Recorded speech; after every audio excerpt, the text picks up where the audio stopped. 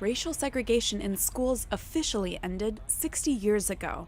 But today, many American schools, including this one, continue to be almost entirely a single race.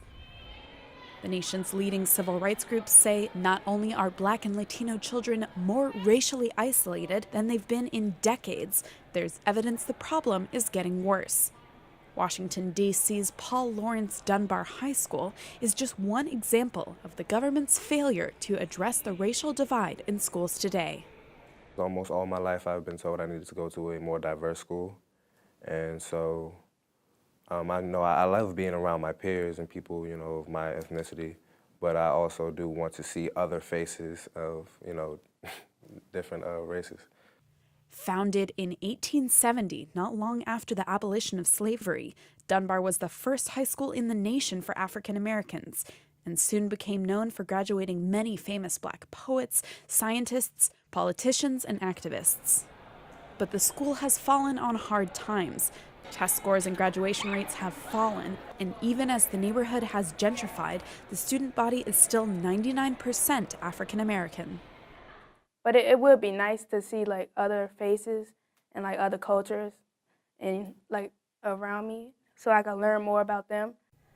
Some Dunbar students say they don't understand why families of other races still don't enroll at Dunbar, especially after the city poured millions of dollars into renovating the campus. But others say it's lingering racism in American society. The parents probably don't want their students or children to go to the same school, because some, I believe, do still have that mindset or mentality, and that's, I'd say, one cause or effect for that. Others blame the continued segregation on unaffordable housing, the rise of charter schools who can pick and choose who to educate, budget cuts, school closings, and discipline policies that push students of color out of high-performing schools. The Department of Education's Office of Civil Rights reports that African American and Latino students are much more likely to have inexperienced, low-paid teachers. And a government study earlier this year found that even at diverse schools, Black students are suspended and expelled at a rate 3 times greater than white students, a trend that begins as early as preschool.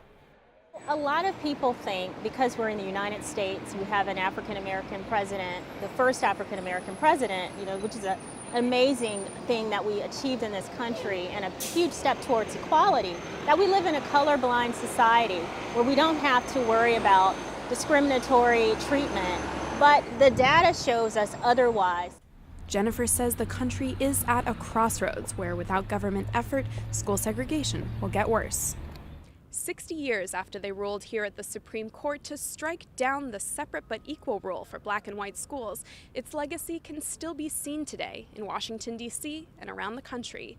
Studies show a deep divide persists between white students and students of color in test scores, graduation rates, and campus arrests. While racial inequality may have ended in the Constitution, it has not ended in every U.S. policy, nor in the minds of many Americans. Alice Ollstein for Telesur in Washington.